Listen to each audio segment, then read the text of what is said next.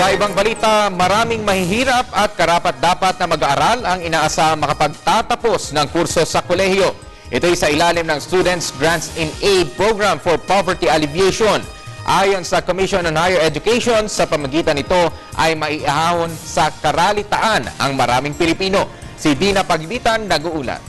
23.9 milyong mga mag-aaral ang nakatakdang pumasok sa school year 2013 to 2014. Mataas ito ng mahigit kumulang 4 million kumpara noong nakaraang taon ayon sa Department of Education.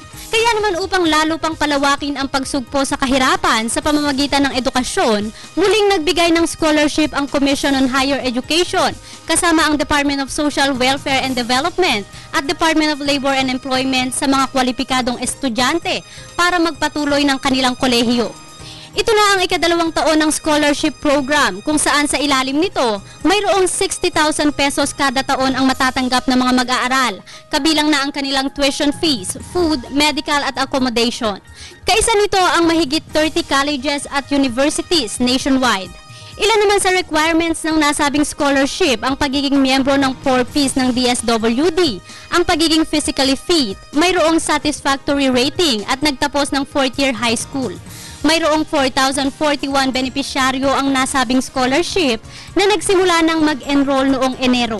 Special program to para kung sila makagraduate, they would be able to land in high-value other jobs.